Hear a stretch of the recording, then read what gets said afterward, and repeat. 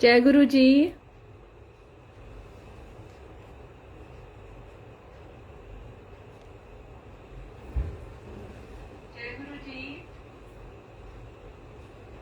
जय गुरु जी, शुक्राना गुरु जी। साई राम आंटी जय गुरु जी। शालिनी मलिक आंटी जय गुरु जी।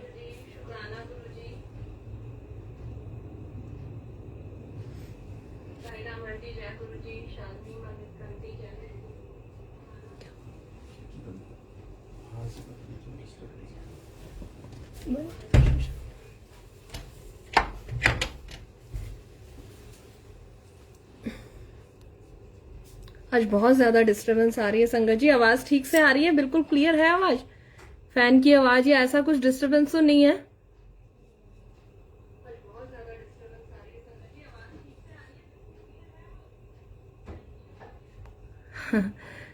ये गुरुजी ना, वो जैसे शिव पुराण में जैसे कहते हैं ना, गुरुजी हमारे महाशिव हैं, तो महाशिव जब हम शिव पुराण में उनकी लीलाएं पढ़ते हैं ना, तो महाराज पता नहीं कैसी कैसी लीलाएं करते हैं।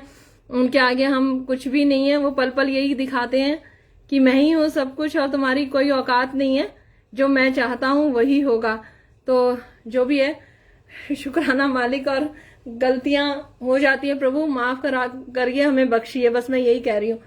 गुरु जी के चरणों में कोटि कोटि वंदन। आई हुई प्यारी प्यारी संगत को जय गुरु जी, शुक्राना गुरु जी। गुरु जी आपका लख लख शुक्राना, जो इस सेवा के काबिल समझते हो आप।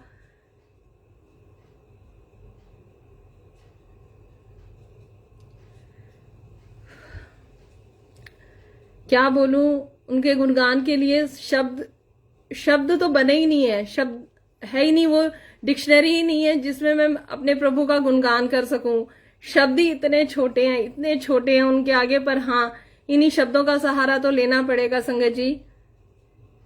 और शुक्राना मेरे सच्चे बादशाह का, मेरे प्यारे गुरु जी का, और थैंक्स टू प्यारी प्यारी संगत जो इतने प्यार से आती है महाराज का गुणगान सुनने के लिए।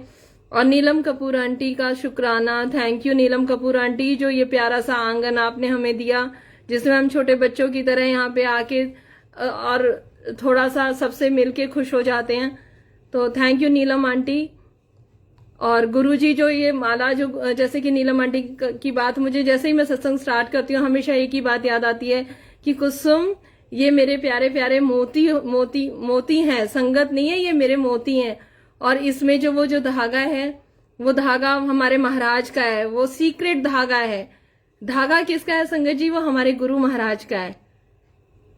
क्योंकि वो हमारी कोई शक्ति ही नहीं है, ना नीलम आंटी की कोई शक्ति है, ना ये आंटी की कोई शक्ति है, ना वो आंटी की शक्ति है। ये माला धागे के बिना बन ही नहीं सकती। और जो ये सीक्रेट धागा है वो उस रब का है, उस परम पिता परमेश्वर का है, वो सुप्रीम पावर का है। इस वजह से हम ये छोटे छोटे छोटे छोटे जो मोती, ये तो उनका बड़प्पन है जो उन्होंने हमें मोती का दर्जा दिया, क्योंकि मोती हर चीज से पवित्र होता है, जिसे पर्ल कहते हैं। तो ये उन्हीं का शुक्राना है जो जिन्होंने हमें एक मोती की संज्ञा दी, या मोती के नाम से नीलम आंटी ने हमें बोला। और सीक्रेट धागा तो करता धरता तो वो करता पूरक ही है संगत जी, हमारी कोई औकात नहीं है। ये शब्द क्यों मेरे मुंह में से बार बार आता है, औकात? क्योंकि ये मैं सुनती थी कि गुरुजी से जब हम जुड़ते हैं तो हमारी मैं को बिल्कुल खाक कर देना चाहिए हमें। मैं तो कहीं आनी ही नहीं चाहिए। हर सेंटेंस में सबसे पहले गुरुजी और बाद में गुरुजी, तब तो गुरुजी की नजर होती है, नहीं तो नहीं होती। जहां मैं आ जाती है वहां गुरुजी कहते फिर अपनी मैं को रख लो, मैं चला, टाटा बाय बाय। जैसा कि सिमरन पेज पे सत्संग गुरुजी महाराज जब भी शेयर कराते हैं तो थोड़ा कुछ भी जो हमसे मुंह से निकलता है, चाहे पाठ के बारे में निकले, शिव पुराण के बारे में निकले, तो संगत के छोटे छोटे जो भी सवाल होते हैं, जैसे कोई शिव पुराण के लिए ही पूछ लेता है कि आंटी कैसे पढ़नी है, आपने कैसे पढ़ी थी, तो वो होते हैं। जैसे हम भी पहले गुरुजी से नहीं जुड़े थे तो मैं यूट्यूब पे 10 बार देखती थी कि कैसे लोटा रखना है, नारियल को ऊपर रखना है कि नीचे। वो उनकी संगत के भाव है, क्योंकि गुरुजी को परफेक्शन बहुत पसंद था, इसलिए वो सोच लेते हैं कि चलो आंटी से पूछ लेते भाई, जैसे उन्होंने पढ़ी शिव पुराण। क्योंकि बहुत सारे वहम होते हैं जब गुरुजी से नहीं जुड़ते, तो गुरुजी की संगत से इसलिए संगत पूछ लेती है। तो एक आंटी ने एक दिन मेरे को बोला कि आंटी मैं कॉल करूं, मैंने कहा हाँ जी कर लो। तो उन्होंने अपना सत्संग शेयर किया कि मेरे पास एक स्वरूप थे महाराज के, और मैंने उस स्वरूप को ये बोल दिया था कि आंटी मैं आपको स्वरूप दे दूंगी, मेरे पास स्वरूप रखे हैं। गुरुजी आए सपने में और उन आंटी को बोले तेरी क्या औकात कि तू वो स्वरूप दे दे, ये मेरी मर्जी है, मेरी मर्जी होगी तो मैं वहां उसके घर में जाऊंगा, मेरी मर्जी नहीं होगी तो मुझे यहीं रहना है तो मैं यहीं रहूंगा। तो तू कौन होती है स्वरूप देने वाली? संगत जी, वो संगत मुझे सिर्फ ऐसे ही उन्होंने अपनी एक सत्संग ही शेयर किया था, क्योंकि जैसे हम भी अब आदत ऐसी हो गई है कि जब हम संगत से बात करते हैं तो सत्संग ही शेयर करते हैं, क्योंकि महाराज की बख्शीश इतनी है कि कुछ ना कुछ तो वो ऐसा ब्लेस कर देते हैं, या कुछ परेशानी भी होती है उसके बाद जल्दी से सॉल्यूशन मिल जाता है। तो जब भी संगत का फोन आता है तो हम यही बोलते हैं आज ना पता है ऐसे हुआ, फिर देखो गुरुजी महाराज की कृपा हुई, मैं इतनी परेशान थी और फिर ये हो गया। तो ये महाराज ने मुझे एकदम से, मैं हिल गई और मुझे ऐसा लगा जैसे कि ये शब्द मुझे क्यों सुनाया जा रहा है, क्योंकि शायद से कहीं मैं चूकूं ना, कहीं मैं भटकूं ना। एक दिन ऐसे ही संगत जी, जैसे कि मैं बार बार बोलती हूँ, तो शुक्राना मेरे मालिक का जो उन्होंने मुझे इनडायरेक्ट वे में मुझे ये बताया कि ऐसा ये मैं कभी नहीं आनी चाहिए। अब मेरा तो कभी कभी मन करता है कि कुसुम भी नाम मैं हटा दूं, क्योंकि सब कुछ अब गुरुजी का हो गया है, तो मेरा बिल्कुल मन नहीं करता। लेकिन वही है कि समाज में रहना है तो कोई नाम तो जरूरी है, नहीं तो सब कुछ तो गुरुजी महाराज का है, सांसें भी गुरुजी महाराज की है। अब तो गुरुजी महाराज की जो मर्जी होती है वही खिलाते हैं और इतना ब्लेस करते हैं। आजकल तो इतना ब्लेस कर रहे हैं कि शुरू शुरू में मैं कहती थी गुरुजी आपका लंगर मेरे से खाया नहीं जाता, पता नहीं क्या बात है, शायद मेरे अंदर नेगेटिविटी इतनी है। तो इतने नेगेटिविटी वाली आत्मा के अंदर इतना पवित्र अमृत प्रवेश कैसे करेगा संगत जी? वो तो इतना अमृत है महाराज का। पर अब लंगर के थ्रू भी वो ब्लेस करते हैं, लंगर भी वही ऐसा खिलाते हैं जो मेरा फेवरेट होता है या जो मुझे अच्छा लगता है। तो अब गुरुजी मुझे ऐसा लगता है कि हाँ थोड़ा सा और गुरुजी महाराज की मेहर बरसने लगी है, तो शुक्राना मेरे मालिक का। संगत जी, जैसे हम शुरू शुरू में महाराज से जुड़ते हैं तो मैं हर बार बोलती हूँ कि मुझे रीना आंटी ने शुरू से एक ही बात समझाई थी कि यहाँ पे हमें रिश्ते नहीं बनाने हैं, हमें गुरुजी से ही जुड़ना है और उन्हीं पे ही फोकस करना है, हमें उन्हीं से ही कनेक्शन बनाना है। तो हमेशा मेरे ना चोरी चोरी सवाल गुरुजी से हमेशा यही होते थे, वो बात मेरे दिमाग में फिट हो गई थी। तो ये मेरे सवाल ना गुरुजी से आज भी नहीं खत्म होते कि गुरुजी आपने ही बुलाया है, आप ही की मर्जी थी। तो अभी भी पीछे जैसे कि कुछ सत्संग का प्रोग्राम था रीना आंटी के यहाँ, तो संगत जैसे अंदर जा रहे थे तो मैं चाय प्रसाद लेके वहीं बैठी थी, बाहर की तरफ थोड़ा सा पीछे बैठी थी और बाहर बालकनी दिख रही थी। तो गुरुजी महाराज से मैं यही पूछ रही थी, अच्छा बताओ आज आपने बुलाया है या मैं, कहते हैं ना कि एक तो सब बार बार पूछते हैं रीना आंटी आपकी बहन है, तो मेरे को इतना डर लगता है कि गुरुजी कहीं मैं इस वजह से मेरा उनसे प्यार है या मेरा उनके लिए एक, क्योंकि वो पहला डॉट था जहां पे मैं मतलब गई थी या जहां से मुझे सब कुछ मिला, तो ऐसा तो नहीं है गुरुजी। तो हमेशा गुरुजी मुझे एकदम से आंसर देते हैं। संगत जी, हम कुछ भी पूछते हैं गुरुजी महाराज आंसर देते हैं। बस यही मैं सोची मांगती हूँ कि गुरुजी मुझे थोड़ा सा समझा दिया करो या मुझे समझ में आ जाए। तो गुरुजी महाराज मुझे हमेशा बटरफ्लाई के उसमें ही आंसर देते हैं संगत जी। और वहां से एक बालकनी से बटरफ्लाई आई और 2-3 बार घूम के चली गई। मैंने अंदर से एक संगत को बुलाना चाहा फटाफट तो वो आई, तब तक वो चली गई थी। अभी पीछे अंकल बोल रहे थे एक दिन कि मैंने बोला देखो बटरफ्लाई बटरफ्लाई, और तो अंकल कहते हैं कि ना एक दिन तेरे को पकड़ के पीटना पड़ेगा, हमेशा बटरफ्लाई बटरफ्लाई करती है और मुझे कभी नहीं दिखती है।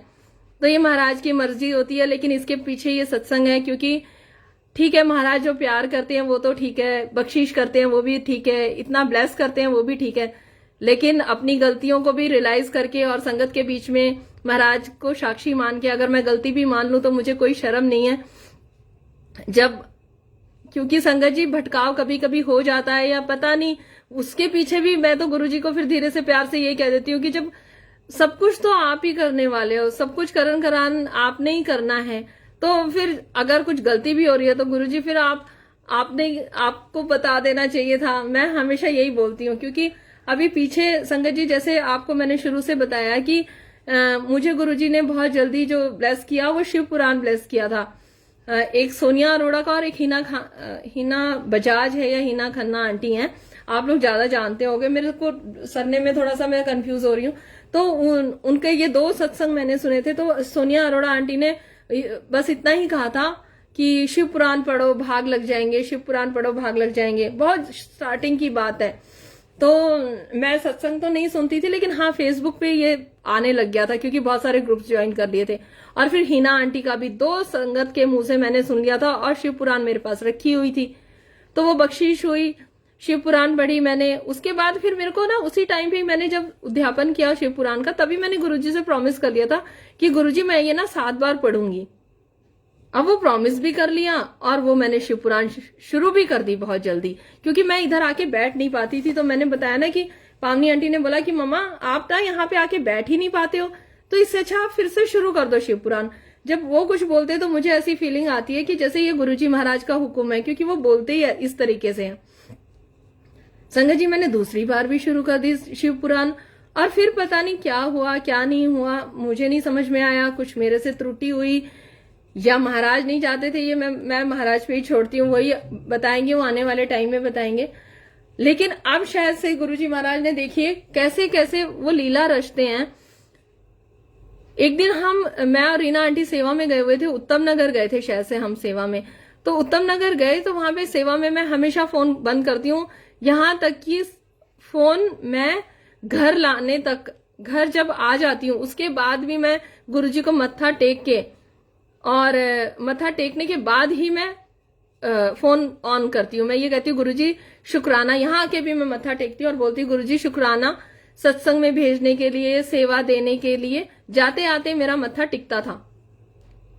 तो उस दिन क्या हुआ कि कोई संगत बोली कि हमें अमृत वेले ग्रुप के बारे में बता दो आंटी, और ये बता दो। तो रीना आंटी कुछ शायद से लंगर सर्व हो गया था, उसके बाद वो कुछ सेवा कर रहे थे, वहां से प्लेट्स वगैरह उठा रहे थे।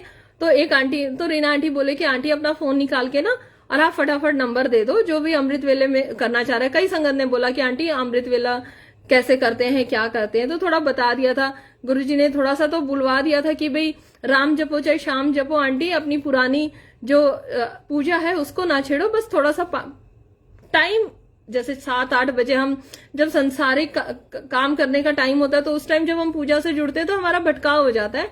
तो थोड़ा प्राइवेट टाइम अगर दिन में मिल जाता तो दिन में, बट सबसे गोल्डन और डायमंड पीरियड जो होता है 2:15 के बाद डायमंड पीरियड शुरू हो जाता है। तो वो उधर शेयरिंग हुई तो मैंने फोन निकाल लिया। अब उधर क्या हुआ संगत जी कि मैंने देखा कि नीलम आंटी का मैसेज आया हुआ है। तो मैंने सोचा आज नीलम आंटी का, वैसे हमारी बहुत कम बात होती है, बहुत थोड़ी बहुत बात होती है, रोज रोज बात भी नहीं कराने देते गुरुजी। तो मैंने कहा क्यों आया है, तो मैंने वॉइस मैसेज पढ़ा। तो उन्होंने कहा कि कुसुम मुझे थोड़ा सा ऐसे भाव आ रहा है, और मुझे पता नहीं, ये तो महाराज ही जानते हैं, पर मुझे ऐसा लग रहा है कि शिव पुराण पढ़ते हैं। तो मैंने कहा अच्छा आंटी, तो आप बताओ मेरे लिए क्या आ गया है। तो कहती कुसुम आप पढ़ो। अब मैं मन मन में तो वही गुरुजी की गद्दी लगी हुई, गुरुजी सामने बैठे। मैंने कहा गुरुजी मेरी अपनी तो पूरी हो नहीं रही, और मैं ये कैसे शुरू करूं, मेरी तो खुद मैंने अधूरी छोड़ी हुई है। क्योंकि ये संगत जी मैं सबसे छुपा सकती हूँ, मैं अपने रब से तो नहीं छुपा सकती।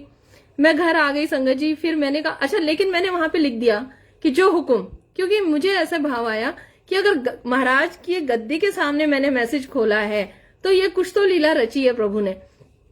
संगत जी मैं घर आ गई, घर आके मैंने थोड़ा रेस्ट किया, और मैंने गुरुजी से पूछा कि गुरुजी, हाँ फिर मैं वही बात है ना, अपने स्वार्थ के लिए तो झट से इधर आके बैठ जाती हूँ। मैंने दिया लगाया और गुरुजी से पूछा। मैंने कहा गुरुजी ऐसे मैंने आंख बंद करी, मैंने कहा आप दो इस चीज का जवाब कि क्या करना चाहिए मुझे, मेरी तो खुद अधूरी पड़ी है। तो संगत जी एकदम से मोना आंटी का कॉल आता है, और वो उनके कुछ इफ एंड बट्स थे, बहुत काफी कुछ थे, और मैं खुद अपनी बातों से थोड़ा सा परेशान थी कि मुझे आंसर चाहिए गुरुजी, अगर आप करवाना चाहते हो तो आप अगर करवाओगे तो मुझे कोई हेजिटेशन है ही नहीं, चाहे ऑनलाइन हो चाहे मैं अकेले में करूं। करवाना मुंह में जो मेरे शब्द निकलेंगे वो आपकी मर्जी से निकलेंगे तो उच्चारण भी अच्छे से होगा और वो संगत को भी ऐसा लगेगा कि हाँ आंटी ठीक से पढ़ रहे हैं। पर आप मुझे थोड़ा सा साइन दो गुरुजी। तो मोना आंटी का फोन आया तो आप देखिए उन्होंने उनके काफी इफेक्ट वर्ड्स थे और मेरे मुंह से क्या निकलता है कि आंटी ऐसा है आप ना शिव पुराण पढ़ो, थोड़ा सा जो ठहराव आता है ना और जो बैलेंस आता है, जो ये इतनी एंजाइटी और आपको इतनी उथल पुथल या जो भी होती है ना आप शिव पुराण पढ़ो। उनको बोल के मैंने फोन रख दिया संगत जी। फिर मैंने एक संगत से और पूछा कि भाई अंकल तो ऐसे बोल रहे हैं कि अभी आप देख लो। अगर संगत जी अंकल का यही विचार है कि या तो सेवा लो मत लो तो फिर बाई हुक बाई क्रुक उसे करो, चाहे कैसे भी करो, गुरुजी से आज्ञा लो, बख्शिश मांगो, उनसे प्रार्थना करो, पर उसे करो। वो फिर आपकी सेवा नहीं है या किसी शख्स ने आपको नहीं दिया, वो परमपिता परमेश्वर ने आपको चुना है उस सेवा के लिए। तो आप अपना 100% दे दो उस सेवा को करने के लिए, आगे तो मालिक बैठे हैं। तो मेरे को यही लगा कि मैंने कहा अब क्या करूं, मैं इतनी कंफ्यूज, कभी इस बालकनी में जा रही कभी इस बालकनी में। मैं संगत से भी पूछ लिया तो एक संगत ने तो बोला कि हाँ जी ठीक कर लेगी अगर महाराज की आज्ञा होगी। कुल मिला के संगत जी कुछ ऐसा हुआ इधर उधर कि वो सेवा किसी और संगत को चली गई। मैंने कहा जय गुरुजी। मैं खुश हो गई, मैंने कहा हाँ शायद ना गुरुजी की मर्जी नहीं होगी, क्योंकि मेरे को पढ़नी होती तो शायद गुरुजी मेरी ही पढ़वा देते। और जब कहते हैं ना, जब शुरू में तो बच्चा डर डर के क्लास में आता है और जब टीचर से थोड़ी सी जान पहचान हो जाती है और टीचर थोड़े से मतलब वो खौफ निकल जाता है तो बच्चा फॉर ग्रांटेड लेने लग जाता है चीजों को। फिर वो होमवर्क भी नहीं करेगा, वो फिर अपनी कॉपी भी नहीं लेके जाएगा, क्योंकि ठीक है टीचर से तो अब जान पहचान हो गई ना। तो संगत जी मैं अपना वो और अपने मतलब का ज्ञान तो हम बहुत जल्दी ले लेते हैं, क्योंकि उसमें तो बहुत आनंद है। तो मैंने कहा हाँ गुरुजी की मर्जी ही नहीं थी, मैं तो खुश हो गई। सही बात है, गुरुजी की मर्जी नहीं थी, नहीं तो ये सेवा मेरे को ही मिलती। चलो जी, सेवा चली गई किसी और के पास। जय गुरुजी। उधर भी वो आंटी ने सेवा लगाई 2 दिन, उसके बाद वो सेवा कुछ ऐसी सर्कमस्टांसेस हुए कि वो नहीं कर पाए। फिर सेवा पहुंची नीलम आंटी के पास। तो हमने सोचा, मैंने कहा देखा आंटी गुरुजी ने ना आपको विजन दिया था या आपको थॉट डाला था, तो इट मीन्स कि वो सेवा आपको मिलनी थी। गुरुजी के साथ सबसे अच्छा और सबसे प्यारा रिश्ता ये है कि गुरुजी अपने बच्चों को डराते नहीं है। वो जो भी चीज सिखाते हैं ना संगत जी, इतने प्यार से, और कहते हैं ना कष्ट भी काटेंगे तो हंसा हंसा के फूलों की तरह, और डांटेंगे भी तो या भी जो भी है। तो तब तक मुझे कुछ नहीं समझ में आ रहा था संगत जी, मैं अपने इजी उसमें जोन में बैठी हुई थी और बहुत ही कंफर्ट जोन में कि ठीक है जो हो रहा है अच्छा हो रहा है, अब नीलम आंटी संभाल रहे हैं। संगत जी फिर जिस संगत के मोना आंटी के पास जो सेवा गई थी 2-3 दिन जो उन्होंने शिव पुराण पढ़ी, तो फिर नीलम आंटी ने पढ़ना शुरू कर दिया। तो हमने सोचा इनकी सेवा लिखी थी। फिर मोना आंटी का एक दिन फोन आता है कि कुसुम आंटी वो सेवा वो उधर कर रहे हैं, उनको मिली होगी कोई बात नहीं, पर आंटी मुझे नहीं पता, मुझे बार बार जो थॉट आ रहा है आप जैसे बैठते हो वो दिख रहा है और आप दिख रहे हो। अब आंटी उन्होंने इतना बोल के और मुझे बोला आप थोड़ा सा दिमाग लगाओ। अब संगत जी दिमाग क्या लगाना था, वो तो जहां मैं गलत थी वो तो मुझे दिख रहा था। अच्छा देखिए अब मैं क्या सोच रही हूँ कि गुरुजी ये जो शिव पुराण है ना ये मेरी अधूरी पड़ी है। तो मैंने अंकल से पूछा, मैंने कहा अंकल कि मैंने कहा ये शिव पुराण में दे दो क्या, मोना आंटी को दे दो क्या, ये वो वहीं पढ़ लेंगे। तो अंकल के मुंह से निकलता है नहीं, अपनी शिव पुराण खुद पूरी करो पहले, अगर पूरी भी हो जाती ना तो भी किसी को दे सकते थे आप सेवा में।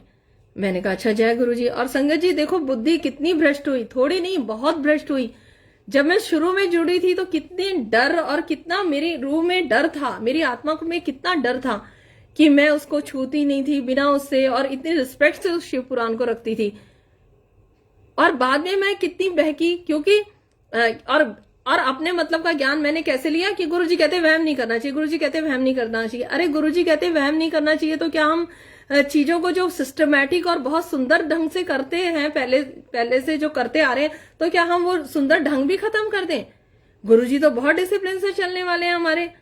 इतना दिमाग में मतलब कहाँ से मेरी बुद्धि पलटी और इतना मैं कहाँ मेरे से चूक हुई। और संगत जी जब फिर बृहस्पतिवार को, पिछले बृहस्पतिवार को इसी टाइम जब सत्संग हुआ था तो मैंने शेयर किया था कि बटरफ्लाई आ रही है, बटरफ्लाई आई है, आज बहुत ब्लेस कर रही है, बटरफ्लाई आई है, बहुत ब्लेस कर रही है। तब तक भी मुझे ये इशारा समझ में नहीं आया कि महाराज क्या कहना चाह रहे हैं कि तू बटरफ्लाई के लालच में आके इधर बैठती थी और शिव पुराण पढ़ती थी, तो अपनी शिव पुराण को पूरा कर। संगत जी, होली का दिन आया, तब तक भी बिल्कुल नहीं समझ में आया। होली आई, मुझे फिर से सर्वाइकल पेन शुरू हो गया। मैंने कहा गुरुजी, मैं तो अब तो घर में सेवा के लिए भी आ रही है। बीच में कोरोना के टाइम पे तो मैं सारा काम खुद करती थी, तो भी मेरे इतना दर्द कभी नहीं हुआ, और फिर वही ये स्टार्ट हुआ और फिर वही पीछे सूनापन शुरू हो गया। तो मैंने कहा कि गुरुजी ये क्या हुआ। तब मुझे पूरी अपनी पिछली जर्नी गुरुजी ने याद दिलाई, और मुझे फिर यहीं बैठ के कैसे मैं शिव पुराण पढ़ती थी। और बटरफ्लाई के आने का मतलब मैं कह रही थी ना संगत जी, पिछले सत्संग में मैंने बोला कि मैं इधर जा रही हूँ तो बटरफ्लाई आ रही है, उधर जा रही तो बटरफ्लाई आ रही है, और विंडो में आई तो बटरफ्लाई ऐसे करती तो शायद वो अंदर ही आ जाती। तो महाराज मुझे ये कहना चाह रहे थे संगत जी कि शिव पुराण अधूरी है, पढ़ो पढ़ो पढ़ो। और देखिए न्यू जर्सी की प्लेलिस्ट में भी शिव पुराण आने लग गई, फिर भी मैं उसको फॉरवर्ड कर देती थी। उसको अब भी मैं सुनती हूँ उस प्लेलिस्ट को, बट शिव पुराण को फॉरवर्ड करके फिर आगे बढ़ रही हूँ।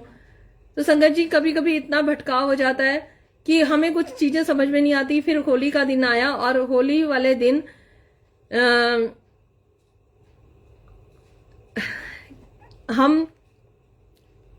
हमें संस्कार संगत जी ऐसे डाल दिए गए हैं, और शिव पुराण ऐसी पढ़ा दी थी शुरू में गुरुजी ने, कि बस अब मुझे ऐसा लगता है कि अगर अंकल ने जो कह दिया ना वही मुझे करना है। अगर अंकल ने मुझे कह दिया कि घर से बाहर नहीं जाना तो नहीं जाना। मैं कभी भी, अंकल ने मुझे हमेशा आप करके बोला है, और अब अंकल कभी कभी तू करके और झिड़क भी देते हैं मुझे, तो मुझे हमेशा फिर शिव पुराण ही याद आती है कि शिव पुराण में क्या लिखा है संगत जी। शिव पुराण में लिखा है कि अगर आप एक फास्ट भी करते हैं तो अपने पति की आज्ञा के बिना नहीं करिए। तो मुझे हमेशा वो सेंटेंस याद आता है। तो मैं ऐसे ही फोन लेके बैठी थी, और होली थी, तो हमारी सोसाइटी में भी मैंने जैसे कि बताया कि कोई इतना, अब कोरोना का टाइम है तो कोई नीचे भी नहीं उतर रहा था, और कुछ खेलने का आजकल मन भी नहीं होता है, क्योंकि गुरुजी के चरणों से जुड़ते हैं तो या तो संगत प्यारी लगती है या गुरुजी का दरबार देखना है। फिर हम तो सिमरन में कभी मंत्र जाप देख लेते हैं, और वहीं से महाराज के दर्शन हो जाते हैं, और ऐसे करके चल रहा था।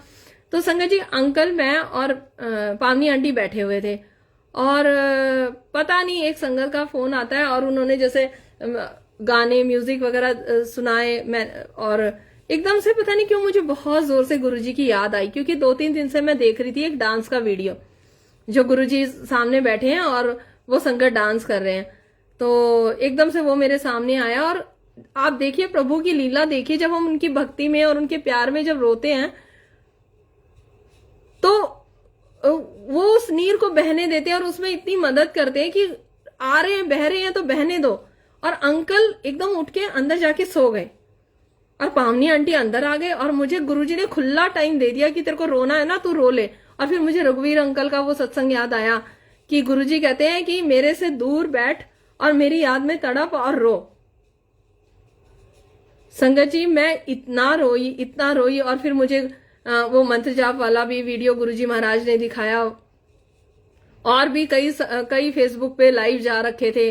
फिर मुझे बुलबुल आंटी का भी वीडियो दिखाई दिया, गुरुजी ने दिखाया। और मतलब फिर मेरे को एक भाव आया, मैंने गुरुजी से ये बोला, मैंने कहा गुरुजी, अगर आप फिजिकल फॉर्म में होते तो आज क्या होता गुरुजी, कि घर वाले भी मुझे मना नहीं करते आपके पास आने से, क्योंकि तब तो आप बैठे होते ना। लेकिन आज मैं कहाँ जाऊं, मैं तो नहीं जा सकती। और आज होली कितनी फीकी मना दी आपने। और संगत जी, मैं बहुत रोई, बहुत रोई,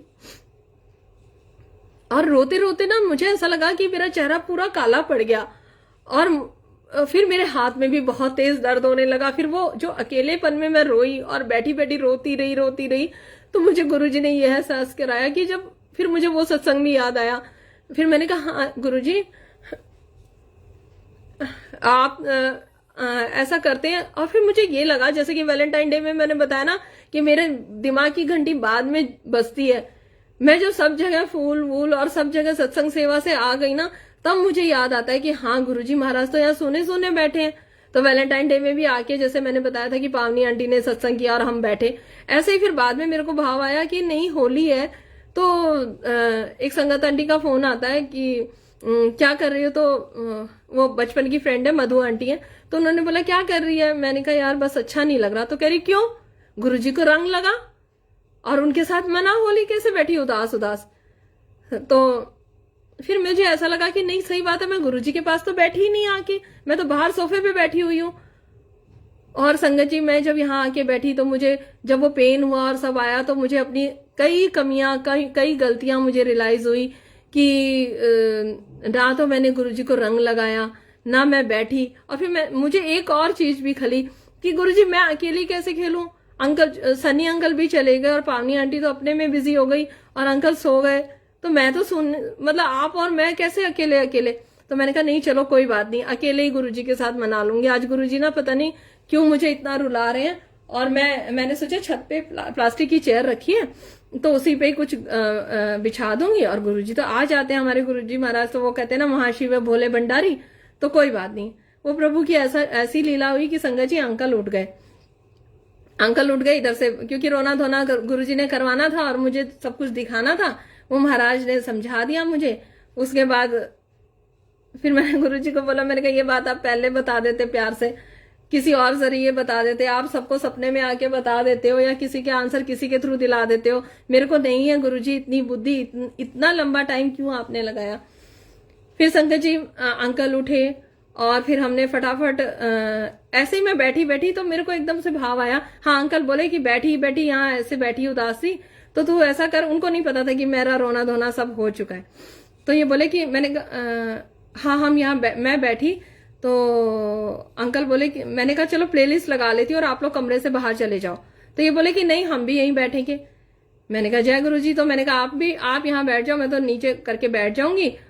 बैठे फिर मेरे को प्लेलिस्ट चलती रही, इतने में ही मैं यहाँ बैठी थी। हाँ अंकल फटाफट, और पता नहीं फ्रिज में संगत जी कहाँ से फूल आए, फूल भी गेंदे के और गुलाब के 2 फूल और गेंदे के फूल।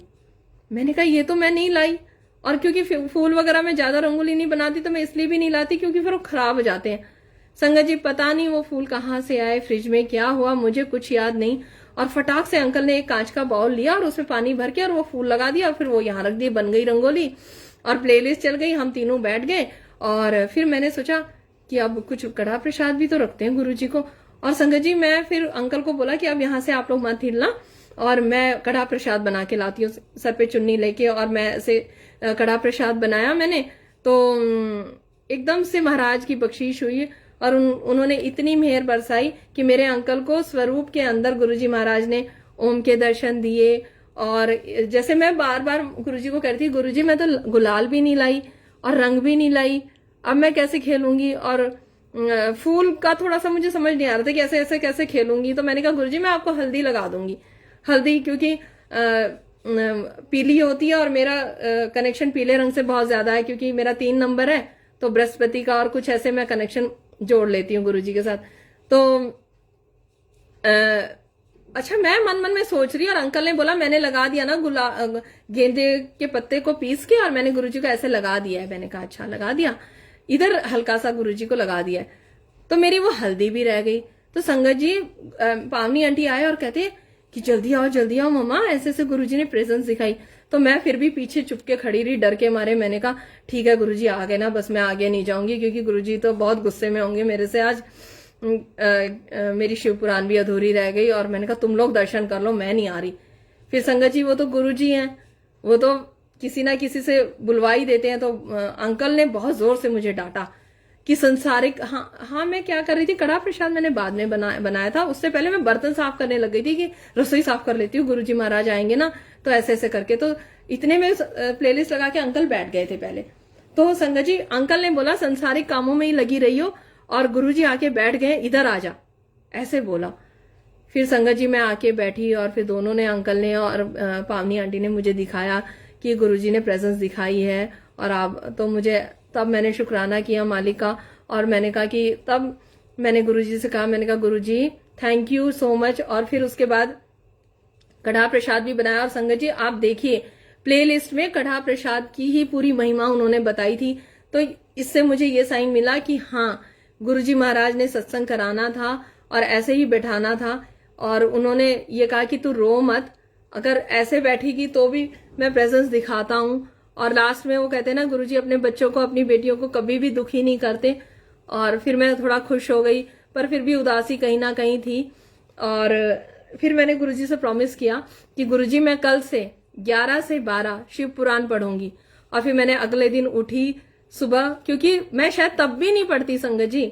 जब मेरा सर्वाइकल एक्टिव हो गया ना फिर से, तो मुझे अपनी जर्नी याद आई कि मैं ऐसे बैठ के ऐसे पढ़ती थी। और गुरुजी महाराज, मैं जब यहाँ बैठती थी तो मुझे शायद से उसी टाइम ब्लेस करते थे गुरुजी कि कहाँ कहाँ मतलब क्या क्या दिक्कत है। जब मैं गुरुजी महाराज के पास बैठूंगी ही नहीं, यहाँ पे आऊंगी ही नहीं, तो वो मुझे कैसे वो करेंगे, कुछ तो गलती है। और सबसे बड़ी बात, ठीक है संगत ये सोच रही होगी कि भाई मैं सत्संग सेवा में जाती हूँ तो ऐसा थोड़ी है कि आंटी आपको गुरुजी ब्लेस नहीं करते। ब्लेस करते हैं संगत जी, लेकिन जो हम अपना जो चीज हमने शुरू करी है, अगर मेरी मम्मी को ये पता चलता है कि मैंने कोई महापुराण मैंने शुरू कर रखा है और उसको मैंने बीच में छोड़ दिया है, तो चाहे वो मम्मी हो, चाहे गुरुजी हो, चाहे हस्बैंड हो, सब यही तो समझदार जो इंसान है किसी से शेयर करेंगे। ये तो मैंने किसी संगत से नहीं शेयर किया, नहीं तो संगत ने भी मेरे को यही कहना था कि ये तू क्या करके बैठी है, अपना शिव पुराण पूरा करो।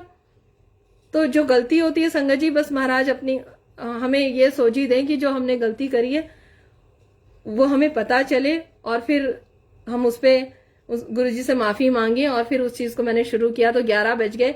अगले दिन मैंने फिर पावनी आंटी को कहा, और जैसे कि मधु आंटी को मैंने कहा, जो उनका 9:30 के करीब फोन आता है सुबह एक बार, तो मैंने मधु आंटी को कहा कि आंटी ऐसे ऐसे मेरे को शिव पुराण पढ़नी है और ये काम, अब ये सेवा आपकी है। आप गाली दोगे, आप डांटोगे और आप पूछोगे, क्योंकि डर किसी का बहुत जरूरी है संगत जी। उन्होंने बोला बिल्कुल, अभी की अभी इसी टाइम तू फोन रख दे और आज हम तब बात करेंगे जब तू शिव पुराण शुरू कर देगी। और पावनी आंटी ने भी यही कहा कि मम्मा आप पहले बैठ के शिव पुराण शुरू करो। संगत जी, तो महाराज की बख्शीश हुई। फिर 1 घंटा मैंने 11 से 12 शिव पुराण पढ़ी और गुरुजी को सॉरी बोला, फिर शुक्राना किया कि थैंक यू गुरुजी इतने प्यार से समझाने के लिए। संगत जी, अच्छा परसों फिर क्या हुआ कि 11 से 12 मैंने गुरुजी को बोला है कि मैं शिव पुराण पढ़ूंगी। तो उस टाइम मैं सामने आंटी दिख गए थे बालकनी में, तो फिर वही डर खत्म हो गया कि चलो अब तो सॉरी मांग ली और शिव पुराण भी शुरू हो गई, तो 11 के 11:30 कर देती हूँ। फिर वही मैं भटकी। फिर मैं जैसे ही बालकनी में गई तो आंटी से गप्पे लड़ाने लगी। संगत जी आप मानिए, वो बटरफ्लाई आके एकदम से 2 बार तो ऐसे ऐसे ऐसे ऐसे घूमी और फिर एकदम से मेरे यहाँ पे आके, मतलब मुझे ऐसे भाव आया कि गुरुजी कह रहे अंदर जा और शिव पुराण पढ़, अंदर जा और शिव पुराण पढ़। और ये बात मेरी उन आंटी के आगे भी मुंह से निकल गई कि मैं जा रही हूँ आंटी शिव पुराण पढ़ूंगी, जिसमें कि मैं गुरुजी के बारे में इतना कुछ ऐसे डिस्कस नहीं करती हूँ उनसे। उनको सबको पता है आपकी मैं गुरुजी महाराज को मानती हूँ और मैं उनकी भक्ति करती हूँ, लेकिन हम कोई और ही बात कर रहे थे और एकदम से मैं डर गई और मैंने कहा आंटी मैं जा रही हूँ, मेरा शिव पुराण पढ़ने का टाइम हो गया। तो गुरुजी को जो कराना होता है वो करा लेते हैं, किसी भी जरिए करा लेते हैं, वो हमें भटकने नहीं देते। मैं शुरू से यही कहती हूँ संगत जी की गुरुजी महाराज की इतनी मेहर और इतनी प्यारी बख्शीश है और वो इतने प्यारे हैं कि सच में कहते हैं ना कि इसीलिए तो कहते हैं कि गुरुजी हाथ पकड़ते हैं। गुरुजी जब संगत चुनते हैं तो हमारा भटकाव हो सकता है, गुरुजी महाराज अपने बच्चों को कभी भी ऐसे फिर रुलने के लिए नहीं छोड़ते। तो शुक्राना मेरे मालिक का। संगत जी आज का सत्संग शेयर करती हूँ। आज क्या हुआ कि हमें कोई सेवा मिली थी, हम कहीं सत्संग में गए थे, तो वहां पे क्या हुआ कि छोटा स्वरूप तो था और हम जल्दबाजी में गए, और तो वो बोले बड़ा स्वरूप होना चाहिए था और ये वो। तो रीना आंटी ने फटाफट बोला कि आंटी ऐसा करो, छोटे अंकल सनी ने छोड़ा था हमें वहां पे, तो बोले ठीक है स्वरूप बड़ा लग जाएगा और ऐसा करते हैं कि अब मंगा लो। अब मेरे मन में मंगा लो तो ये था कि दरबार से आएगा, रीना आंटी का जो दरबार है उसमें बड़े बड़े स्वरूप है। तो मैंने सोचा दरबार से स्वरूप आएगा, तो मैंने कहा हाँ जी आंटी भेज देती हूँ सनी को।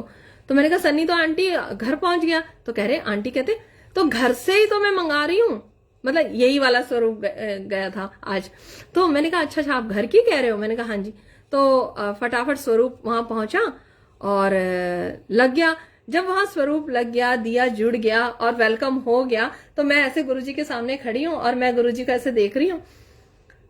तो मुझे एक चीज याद आई संगत जी, जब मैं गुरुजी से शुरू में जुड़ी थी, जब मैं बहुत एक डरपोक बच्चा थी ना, तो मैं कहीं जाती थी मत्था टेक के, गुरुजी चलो, कहीं से आती थी, गुरुजी थैंक यू मुझे वहां भेजा, और मैं मत्था टेकती थी। फिर मैं वही बार बार कह रही हूँ कि कैसे हम शरारती बच्चे हो जाते हैं ना, कि अब होमवर्क भी नहीं करना। और तो अब मैं आजकल क्या करती हूँ कि गुरुजी तो पल पल रोम रोम में बस रहे हैं, तो ब्रेकफास्ट बनाया, ये बनाया, वो बनाया, और मत्था टेक के नहीं गई। और मैंने जाते वक्त गुरुजी को, मेरी आदत है आजकल क्या करती हूँ कि कभी कभी बहुत ज्यादा बिजी कर देते गुरुजी, तो फटाफट सामान उठाया, चप्पल पहनी, और ऐसे करके, और जैसे ऐसे जाती हूँ तो ये स्वरूप गुरुजी महाराज का ऐसे दिखता है गेट के बाहर जाती हूँ तो मैं ऐसे कर देती हूँ कि गुरुजी चलो, गुरुजी चलो। तो पावनी आंटी हंस रहे थे, बोली हाँ हाँ बस। मैंने कहा गुरुजी आ जाओ, चलो साथ चलते हैं। हमेशा मैं ऐसे ही करती हूँ, गुरुजी चलो। तो संगत जी जैसे गुरुजी महाराज वहां सनी अंकल इनको लेके आए और इन्हें वहां बैठाया तो जैसे ही दिया जुड़ा संगत जी, मुझे बहुत जोर से हंसी आई, क्योंकि मुझे ये भाव आया कि गुरुजी कह रहे कि हमेशा बोलती है चलो चलो, लेके तो कभी जाती नहीं है। तो संगत जी देखिए, उनकी लीला का हम नहीं समझ सकते। और मुझे पूरे सत्संग में मैं गुरुजी को देखूं और मुझे हंसी आए, मैं गुरुजी को देखूं और हंसी आए, और गुरुजी भी ऐसा मेरे को भाव आ रहा। और मुझे वो सत्संग आ रहा याद, एक आंटी है वो कहते हैं कि गुरुजी बहुत मखौल करते थे, गुरुजी बहुत हंसते हैं, बहुत मजाक करते हैं। तो मुझे ऐसा लगता है कि जब मैं जोर से हंसती हूँ तो डबल जोर से गुरुजी हंस रहे हैं, तो मेरी हंसी और जोर से हो जाती है। और इतनी हंसी मैं आज, बहुत हंसी, घर आके भी मैं बहुत हंसी। मैंने कहा गुरुजी को तो बाहर की आज हवा खानी थी, और गुरुजी ने कहा रोज बोलती है चलो गुरुजी, चलो गुरुजी, लेके कभी नहीं जाती। तो संगत जी महाराज की महिमा इतनी है कि मैं क्या बताऊं संगत जी। और जैसे कि आज वो चीज बहुत याद आ रही है कि जब बच्चे का एडमिशन होता है, तो जैसे रीना आंटी ने कहा कि आंटी एक टाइम आएगा कि हम सब अलग अलग सेवा से जुड़ेंगे और हमारे फोकस हमारे महाराज ही होने चाहिए। तो एक दिन मैं अंकल और Puja aunty, Nikhil uncle, Reena aunty, हम किसी सेवा में ही गए थे, गुरुजी की ही कोई सेवा थी, हमें बख्शीश हुई थी, तो हम सारे मिलके वहां गए थे। और मैं अमृत वेला उस टाइम पे मैंने शुरू में स्टार्ट किया था, तो मुझे कुछ समझ में नहीं आ रहा था, और दो रात हो गई थी। और दिन में भी गुरुजी, क्योंकि मैं हमेशा सत्संग में यही कहती हूँ ना कि मेरी लाइफ सिर्फ सोने में ही बीत रही थी, तो मैं हमेशा, जब गुरुजी मिले नहीं थे, लेकिन मैं भगवान से ये कहती थी, भगवान मेरे शरीर में क्या हो गया है, क्या मेरी सारी जिंदगी सोने में ही बीतेगी। तो और मैं दिन में नहीं सोना चाहती, क्योंकि मैं किसी मोटिवेशनल वीडियो और भी कई संत महात्माओं के वीडियो सुनती थी, तो वो कहते थे दिन में नहीं सोना चाहिए। पर मेरे ऊपर तो किसी सुप्रीम पावर का हाथ नहीं था, मैं सुनती तो थी, बट चीजें मेरे साथ वर्क नहीं कर पा रही थी, उन पे एक्शन नहीं हो पा रहा था। तो जब हम वहां से आए तो मुझे अंदर अंदर मन में ये चल रहा, मैंने कहा गुरुजी, और मैं बहुत थकी हुई थी संगत जी, इतनी थकी हुई थी कि दो रात की मुझे ऐसा लग रहा था कि नींद है, और दिन में भी कुछ ऐसे काम में लगा देते थे गुरुजी की दिन में भी सोने को नहीं मिलता था, क्योंकि मांगा तो मैंने ही था ना कि मुझे दिन में नहीं सोना। अब जिस सेवा के लिए गुरुजी ने हम सबको भेजा, वो सेवा तो संगत जी हो गई। वहां से आते वक्त मैं थोड़ा सा अंकल वगैरह ने खाना वाना खा लिया था, तो मेरे को ऐसा लग रहा था घर में मेरी जरूरत नहीं है, और मैं मन में गुरुजी से ये सोच रही थी, गुरुजी अब जाके मैं सो जाऊंगी, आज तो आप दिन में मुझे सुला दोगे और मुझे तो दिन में नहीं सोना। तो संगत जी क्या हुआ कि रीना आंटी को कुछ घर में उनके दरबार में कोई संगत आ गई, और उन्हें फिर वो सेवा के बाद उन्हें वो सेवा मिल गई, वो अपने घर चले गए, दरबार में संगत आ गई थी तो। और फिर उसके बाद मैं मन में सोची, गुरुजी आज तो कहीं सत्संग में भेज देते ना। तो वहां सत्संग में जाने के बाद संगत जी एक पावर मिल जाती है, थोड़ी देर भी 5 मिनट भी आंख बंद करके बैठो तो ऐसा लगता है कि एक एनर्जी आ गई है। अब क्या हुआ कि इतने में ही पूजा आंटी कहते हैं, आंटी हम ना सुभाष नगर जा रहे हैं। वो यहीं आ गए थे सोसाइटी के बाहर ही, और हम उतरने लगे तो पूजा आंटी के मुंह से निकलता है, आंटी हम सुभाष नगर जा रहे हैं पूजा आंटी के यहाँ पे सत्संग में, आप चलोगे क्या? अब मैंने सोचा वही बात है कि संगत जी हस्बैंड की परमिशन के बिना मैं नहीं जा सकती। तो मैंने इनको देखा और फिर मैंने इनसे पूछा मैं जाऊं क्या? तो ये बोले हाँ जाओ। मैंने कहा जय गुरुजी, मैंने कहा हाय गुरुजी, आप कितने प्यारे हो, आपने तो इतनी जल्दी सुन ली। संगत जी ना मेरे पास फोन, ना मेरे पास पैसा, क्योंकि मैं हस्बैंड के साथ ही वहां पे गई थी। तो आते वक्त ही तो अचानक से ये हुआ कि वो लोग सत्संग में जा रहे हैं, पूजा आंटी वगैरह, तो चलो, तो मेरे मन में था कि सत्संग में जाऊं। अब मैं संगत जी, फिर अंकल ने बोला कि अच्छा, बोले कि आप आओगे कैसे, रात हो जाएगी। तो पूजा आंटी वगैरह कहते हैं गुरुजी भेजेंगे, गुरुजी भेज देंगे अपने आप अंकल टेंशन ना लो। फिर अंकल ने कहा इसको फोन तो दे देता हूँ लाके, कैब से आएगी और ऐसे करके। तो फिर अंकल ने मेरा फोन मंगवाया नीचे और मुझे फोन दे दिया। अब मैं थकी हुई तो इतनी थी, मैं चुप करके पूजा आंटी के साथ गाड़ी में बैठ के चली गई। सुभाष नगर हम लोग चले गए। वहां 4 बज रहे संगत जी, और मैं इतनी टायर्ड, और 4 बजे मेरा चाय का टाइम। अब मैं सोच रही, हाँ गुरुजी चाय पिला दो, इतना मन कर रहा है, मैं इतनी थकी हुई हूं। पर गुरुजी कहते हैं एडिक्शन किसी चीज की नहीं रखनी। ये चीज गुरुजी ने मेरे को बार बार रियलाइज कराई है। कई चीजों की मुझे एडिक्शन थी, वो मेरी गुरुजी ने ऐसे हटा दी। चाहे वो किसी को दिलवा दी उस चीज को, या वो उस चीज उस टाइम वो मिली नहीं, तो मुझे ये रियलाइज हुआ कि देखा कुछ भी तो नहीं हुआ, ये एक एडिक्टेड हो चुकी हूं मैं। तो संगत जी उधर 4 से 6 का, 5 से 7 का सत्संग था। अब उधर मैं सोची जाते ही चाय मिल जाए, घर में जाती तो चाय मिल जाती। अब वो चाय भी धीरे धीरे बन रही, क्योंकि गुरुजी महाराज का तो हर चीज बहुत ही स्पेशल ढंग से और इतनी साफ सफाई से, इतने सुंदर तरीके से होती है। अब और उस दिन गुरुजी ने सेवा दे दी कि आप यहाँ पे खड़े होके इस चाय को ही हिलाओ। तो मैंने कहा हाँ जी आंटी। मैं बैठ के खड़े होके और धीरे धीरे उस चाय को, वो कहते हैं ना गुरुजी महाराज को फेंटने वाली चाय बहुत पसंद है, फिटी हुई चाय बहुत पसंद है, तो वो ऐसे ऐसे करके चलाने के लिए आंटी ने मुझे बोल दिया। संगत जी मैं खड़ी रही और मैं इतनी थकी हुई। और आप यकीन करेंगे उस दिन मेरे को चाय की इतनी तलब, और गुरुजी ने मुझे चाय कितनी सी दी, इतनी सी। और मैं गुरुजी को देखूं और मैंने कहा इतनी सी चाय दी, मुझे इतनी चाय तो चाहिए थी। संगत जी मैं वहां कोने में जाके बैठ गई और इतनी थकी आ रही। अच्छा हाँ, उसके बाद आंटी बोले आंटी अब आप बैठ जाओ। मैंने कहा शुक्राना मालिक का, मुझे बैठने को मिल गया। मैं बैठी और फिर मेरा थोड़ी देर तो मन नहीं लगा, और उसके बाद थोड़ा सा मन लगा, लेकिन वो मन नहीं लगा जो संगत जी पहले लगता था। अब मैं वहां से आ भी गई कैब करके, और 2 संगत को मुझे मेरे साथ पूजा आंटी वगैरह ने और सिमरन आंटी वगैरह ने 2 संगत को मेरे साथ भेज दिया। वो यहीं आ रहे थे द्वारका। संगत जी हो गया, सत्संग हो गया, सब हो गया। अब मैं आई तो 2-3 दिन बाद नहीं, हाँ अगले रात को गुरुजी महाराज ने रीना आंटी से बात कराई। तो रीना आंटी बोले ऐसे ऐसे सेवा में जाना है। मैंने कहा हाँ जी आंटी। फिर बोले और, तो मैंने बोला आंटी, बोले कल सत्संग में हो आए थे आप आंटी? हाँ, मैंने कहा हाँ जी आंटी हो तो आई थी। बोले चलो ठीक है। अच्छा, फिर मैं कहा अच्छा आंटी, जो शुरू में होता है ना कि हर बात बतानी होती है, तो मैंने सोचा रीना आंटी का खुद से फोन आ गया, चलो आंटी को बता दे। मैंने कहा आंटी एक बात बताऊं, मुझे ऐसा लगा इनसे बताना चाहिए, क्योंकि ये जैसे कि सीनियर मैं समझती हूँ थोड़ा सा। तो मैंने कहा आंटी पता नहीं मुझे कल क्या हुआ, मेरा मन नहीं लगा वहां। तो रीना आंटी कहते हैं आंटी अब आपको यही तो सीखना है कि हमें यहाँ पे रिश्ते नाते नहीं पालने, जहां महाराज भेजेंगे वहीं जाना है। और ये अब आपकी जर्नी ऐसे शुरू हुई है, और आपको अकेले, क्योंकि मैं अकेले संगत जी कहीं गई नहीं, पहले रीना आंटी के साथ, और शादी से पहले मतलब ऐसे चलता रहा। तो ये महाराज की मर्जी होती है संगत जी, इसलिए बार बार जो संगत क्वेश्चन पूछती है या कुछ पूछती है तो हमें भी डर लगता है। जैसे पूछते हैं तो कुछ पूछते हैं कि भाई ये कैसे होगा, ये कुछ। संगत जी हम अभी खुद हमें कुछ नहीं समझ में आता है कि क्या करना है क्या नहीं करना है। और फिर दिक्कतें कहाँ आती है कि अब मान लो कोई, अब शिव पुराण के लिए मैं बता रही हूँ संगत जी, क्योंकि मेरे को बख्शिश वहीं से हुई। शिव पुराण के बाद गुरुजी महाराज ने मुझे 2 कदम और चढ़ाया, अमृत वेला बख्शा। तो ये महाराज की मर्जी से हो रहा है, मैं खुद नहीं कर रही हूं, ये महाराज मुझसे करवा रहे हैं। क्योंकि आप ये इस चीज को ऐसे ले सकते हैं कि आंटी आप बहुत ब्लेस्ड हो, जैसे कि आप लोग सब लिखते हो बार बार ब्लेस्ड हो। संगत जी सब ब्लेस्ड है, बिल्कुल। ये लिख के ना आप ये सोचा करो, ये मत लिखा करो कि आंटी आप ब्लेस्ड हो। आंटी वी आर ब्लेस्ड, हम सब ब्लेस्ड है। और बार बार यही बोलो कि we are blessed, we are blessed. क्योंकि कहते हैं जहां स्वरूप छोटा सा भी आ गया ना, तो गुरुजी विराजमान हो गए। तो इसका मतलब आप हमें ये बोल के कि यू आर ब्लेस्ड बोल के कि अपने गुरुजी को वो कर रहे हो, ऐसे सोचा करो।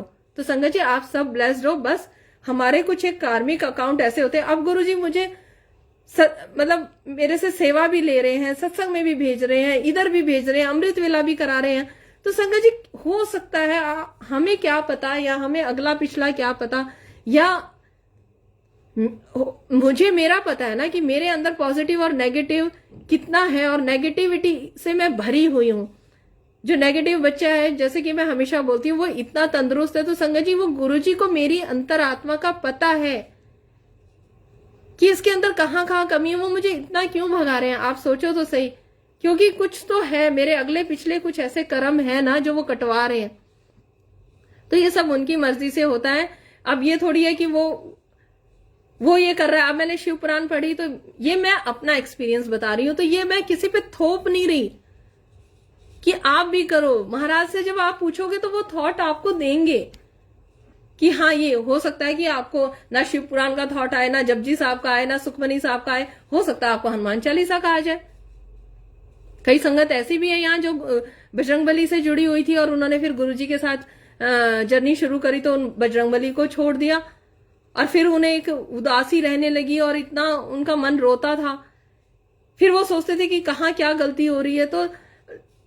तो गलती ये हो रही होती है उस टाइम पे कि गुरुजी नहीं कहते, गुरुजी किसी को किसी से नहीं बिछोड़ते। आप ये लोग ये क्यों नहीं समझते? संगत जी, मुझे तो गुरुजी महाराज ने एक सत्संग सुनाया, जो मैं कह रही हूँ ना, ज्यादा मैं नहीं सुन पाती। जो मेरे लिए होता है, आई थिंक वही गुरुजी इतना सा एक लाइन सुना देते हैं। मैं इस बात को ऐसे बताती हूँ कि मुझे गुरुजी ने सत्संग सुनाया था कि अपनी सहेली नू भी लेके आ। अब मुझे ये नहीं याद कि कौन सी आंटी ने का ये सत्संग है, पर वो बहुत पुराने संगत है। और उनको बोला था कि तू क्या करती है सारे दिन? गप्पे लगाती है। अच्छा, उसके बाद क्या करती है? ये करती हूँ। उसके बाद क्या करती है? तो उन्होंने कहा कि अकेली आती है हमेशा, अपनी सहेली नू भी लेके आ, मैं उन सबको भी ब्लेस करूंगा। उन्होंने, गुरुजी ने ऐसे पंजाबी में उन आंटी को कहा था। वो सत्संग गुरुजी ने मुझे क्यों सुनाया? संगत जी, वो इसलिए सुनाया कि गुरुजी महाराज सच में मेरी बचपन की फ्रेंड्स अभी मुझे फोन कर रहे हैं। कहां कहां से फोन आ जाते हैं, और पता चलता है कि मतलब फेसबुक पे हमने तेरे को देखा, या गुरुजी महाराज से हम भी जुड़े हुए हैं, या हमें गुरुजी के बारे में बता। अब संगत जी, आप मानिए, मेरे पास किसी का फोन नहीं आता, और जब भी कोई फोन आता है किसी फ्रेंड का आता है, तो वो यही आता है कि गुरुजी के बारे में बता। तो वो ये सत्संग का सुनाना, फिर ये इस चीज को इस चीज से प्रूव करना। तो ये कहते हैं ना, हमें किसी को ये कहने की जरूरत नहीं है हमारा चैनल सब्सक्राइब करो, हमारा ये देखो या वो देखो। कितनी संगत के मैसेज आते हैं कि आंटी 3 बार वीडियो गया, 3 बार वीडियो आया, और हार के हमने सुना। फिर वो बताते हैं कि क्योंकि उसके बाद हमारी शिव पुराण शुरू हुई, या उस दिन आपने हनुमान जी का आपके मुंह से निकला था, या उस दिन आपका डिप्रेशन का निकला था मुंह से। तो ये मालिक की लीला रची जाती है, उसमें हमारा कुछ भी नहीं होता। संगत जी, अगर कोई गलती से कोई शब्द भी निकल जाता है, तो वो भी पता नहीं क्यों निकलता है। शायद हमारे मुंह से कुछ निकलेगा, और आगे संगत हमारे बारे में कुछ उल्टा बोलेगी, तो उससे हमारे कर्म कटेंगे। हमारी निंदा होगी तभी तो हमारे कर्म कटेंगे। गुरुजी कहते हैं कि निंदक नीड़े राखिए। जो हमारी निंदा करता है ना, वो सबसे प्रिय होना चाहिए। और एक बार अभी पीछे सत्संग हुआ था, यहाँ द्वारका में ही हुआ था, सेक्टर 19 है, रीना आंटी के वहीं पे पार्क में सत्संग हुआ था। तो वहां पे एक आंटी आए, और मेरे को मालिक ने सेवा दी थी कि जो संगत आती है, कई बार वो सीधी बिना मत्था टेके चली जाती है। तो नई संगत होती है, उन्हें नहीं पता चलता, वो सोचते हैं कि गुरुजी कहाँ है, या कुछ ऐसा उनको हो जाता है। तो वो वहीं पे, तो मैं वहीं खड़ी थी, एक संगत आई और उसने मुझे ऐसे टच किया और ऐसे से किया। तो मैंने सोचा कौन है, तो गुरुजी महाराज बैठे हैं तो मजाल है, आंख इधर से उधर हो जाए। और मैं डर गई और मैंने उनकी तरफ नहीं देखा। मैंने कहा नहीं, गुरुजी देख रहे हैं, कहेंगे इसका तो इधर उधर ही ध्यान है। थोड़ी देर बाद मैंने ऐसे आंख बंद करी तो मुझे ऐसे ध्यान आया कि वो आंटी कौन थे। तो उसके बाद क्या हुआ संगत जी, देखो प्रभु की लीला कि मन्नत अंकल ऐसे चाय प्रसाद सर्व कर रहे थे, और जो चाय के साथ जो प्रसाद है वो भी वो सर्व कर रहे थे संगत को।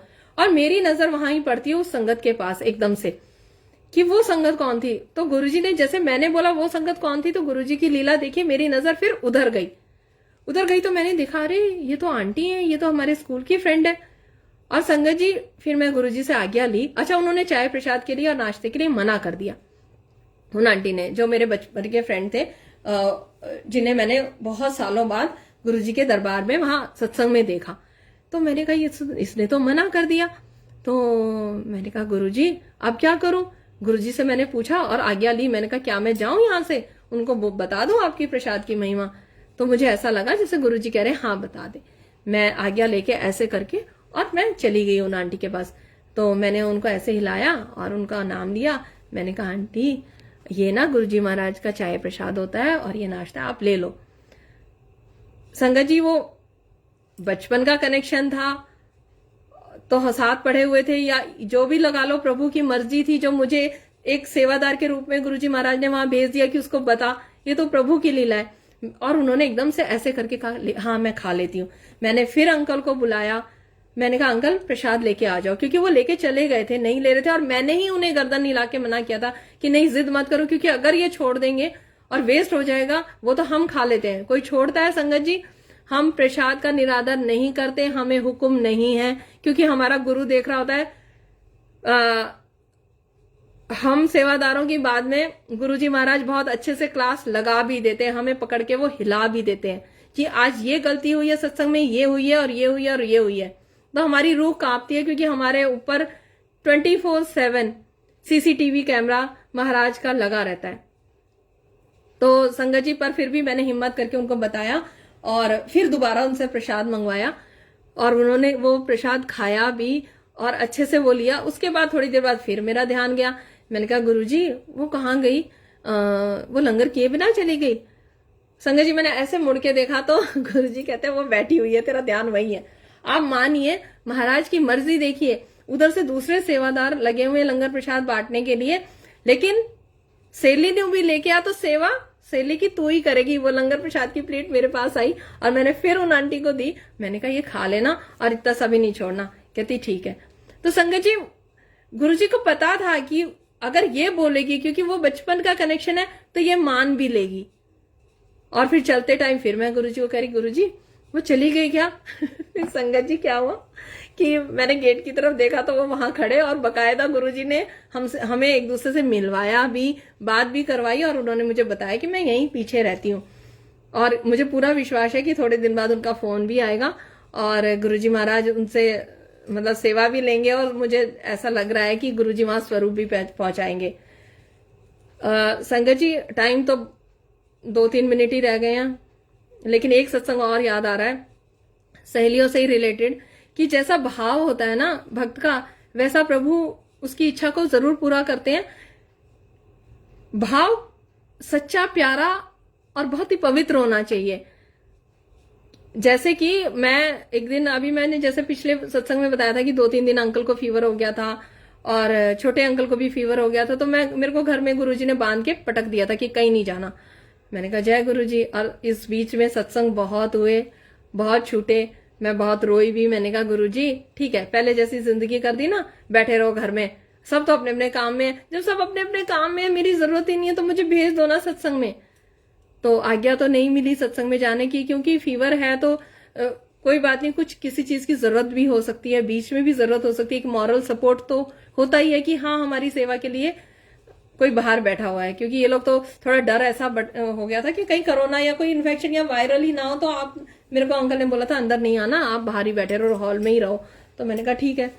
तो संगत जी उसके बाद जब सब ठीक हो गया तो मेरे को बहुत जल्दी उदासी सी छा जाती है जब मैं सत्संग वगैरह में नहीं जाती। तो दरवाजा बंद करके, और आजकल गुरुजी ज्यादा फोन पे बात भी नहीं करने दे रहे। पता नहीं, मुझे नहीं पता गुरुजी की क्या लीला है। तो दिन में 12-1 बजे के बाद ही फ्लाइट मोड पे गुरुजी फोन को करवा देते हैं और मैं रिंकू वीर जी का सुनते सुनते, नींद उस टाइम भी नहीं आती, बट मुझे कुछ एक रिलैक्सेशन उस चीज से मिलता है। 5-6 बजे तक वो चलता रहता है। तो मुझे ऐसा लगता है जैसे मेरी हीलिंग हो रही है या मेरे को एक थेरेपी मिल रही है। तो संगत जी अब फ्लाइट मोड पे, लेकिन लेटे लेटे मैंने कहा गुरुजी पता नहीं क्या कर रहे हो आप, ना कहीं सत्संग बख्श रहे हो, ना कहीं जाने दे रहे हो, और फिर से क्या मेरी जिंदगी वही होने वाली है कि मैं फिर से दिन में सोना शुरू कर दूंगी और फिर वही एक अकेलापन, क्या ऐसा होगा मेरी जिंदगी में? वो चल रहा था। और ऐसे ही एक डर तो रहता ही है ना कहीं कि फिर से कहीं हाथ छूट ना जाए, कहीं मैं फिर से अलग ना हो जाऊं गुरुजी से। तो संगत जी एकदम से कॉल आता है दो आंटी का, मतलब वीडियो कॉल, वो भी। और मेरी तो इतनी हालत खराब, लेकिन वीडियो कॉल उठा लिया मैंने।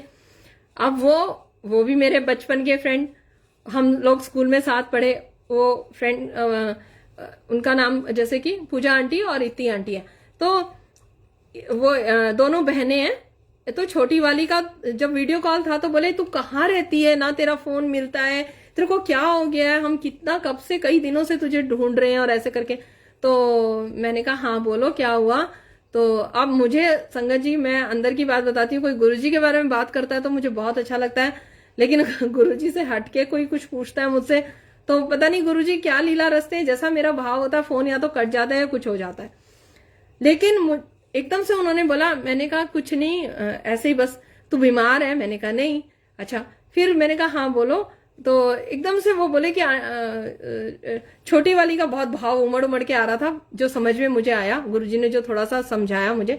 तो वो बोली दीदी, फिर मैंने कहा अच्छा मैं रखूं क्या अभी, मैं थोड़ी देर बाद आपको कॉल करती हूँ। तो उन्होंने क्या बोला, नहीं नहीं नहीं नहीं, फिर तू नहीं मिलती है फोन पे, आजकल तेरा सारा सारा दिन फोन बन जाता है और तू तो करती भी नहीं है, एक बात बता दे। मैंने कहा कि वो जो गुरुजी का स्वरूप कहाँ से मिलता है। संगत जी आप मानिए, मैं ऐसे गंदे से मूड में लेटी हुई थी और जैसे ही मुझे पता चला ना गुरुजी के बारे में पूछ रहे हैं और ये तो सेवा आ गई, मैंने कहा जय गुरुजी, शुक्राना गुरुजी। मैं टक से बैठी और फुल एनर्जी से मैंने कहा हाँ आंटी क्या कह रहे थे आप, और ये वो, फिर तो गुरुजी का सत्संग शेयरिंग क्या और सब कुछ स्वरूप भी गया। और मैंने कहा आंटी कल पक्का आ जाना, इतने बजे मैं कहीं नहीं जाऊंगी, क्योंकि मेरे को महाराज की सेवा मिली थी और मैं इतनी खुश हो गई।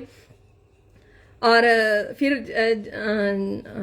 ऐसे करके फिर उन्हें गुरुजी महाराज ने ग्रुप्स में भी ऐड कराया कि मतलब इन्हें गुरुजी ने चुन लिया है और सेवा शायद गुरुजी महाराज मुझे देना चाह रहे हैं। तो बस मुझे तो एक चाव सा चढ़ गया और मैंने उनको गुरुजी महाराज का लाइट ऑफ डिविनिटी, अमृत वेला और गुरुजी का सिमरन, और मैंने उन्हें काफी कुछ, गुरुजी महाराज ने काफी सत्संग शेयर करवा दिए। मैंने कहा अब ये सोचेंगे कि अब इसके अंदर कहाँ से एनर्जी आ गई, अभी तो ये कह रही थी रखना था। अच्छा संगत जी ऐसे हुआ। उसके बाद मैंने शुक्राना किया मालिक का, मैंने कहा गुरुजी थैंक यू, आज मुझे इतना गिल्ट हो रहा था, इतना मैं दुखी हो रही थी कि महाराज आज कहीं सेवा नहीं बख्शी ना आपने, आज तो मेरे अकाउंट में कुछ भी नहीं गया, 0 हो गया। लेकिन गुरुजी कहते हैं कि नहीं, 0 और 100 करना मेरे हाथ में है, तू टेंशन मत ले। तो महाराज हमारे बहुत प्यारे हैं और ऐसे सत्संग तो संगत जी बहुत सारे हैं। अभी भी एक आंटी का फोन आया था, उनका भी, वो भी मतलब फ्रेंड ही है मेरे, वो भी बचपन के ही फ्रेंड है, वो मम्मी के यहाँ पे जब हम छोटे थे तो वहां रहते थे, ये सारे स्कूल फ्रेंड्स हैं। और उन्होंने भी यही कहा, सबसे पहले उनकी यही शिकायत थी और उन्होंने कहा कि क्या कुसुम तू नाराज है। फिर मैंने जब जैसे ही उन्होंने गुरुजी की बात कही ना कि अच्छा तू, मैंने कहा नहीं मैं नाराज नहीं हूँ, 2 बजे तक तो पावनी आंटी के पास फोन रहता है क्योंकि वो पढ़ते हैं आंटी, तो मेरे पास फोन ही नहीं रहता। और उसके बाद फिर उसको होमवर्क करना होता है तो वो एरोप्लेन मोड पे डाल देती है, क्योंकि फोन भी हम लोग शेयर करते हैं माँ बेटी एक साथ, क्योंकि अभी उसको हमने फोन नहीं ला के दिया, ऐसे करके मैंने बोला उनसे। तो मैंने कहा चल मैं रखती हूँ अभी, तो कहती नहीं नहीं नहीं नहीं अभी मत रख। मैंने कहा क्या हुआ, तो कहती वो मुझे ना वो तेरे गुरुजी के बारे में ही पूछना है। मैंने कहा जय गुरुजी। फिर मैं खुश हो गई, संगत जी बहुत खुश हो गई। मैंने कहा अच्छा, फिर मैंने कहा कि जल्दी से पूछ ले क्या पूछना है और हम बात करेंगे इसके बारे में शाम को 4 बजे। अभी तो मैं पावनी आंटी को फोन दे रही हूँ क्योंकि वो बीच में क्लास छोड़ के, और कहती तू नाराज है क्या।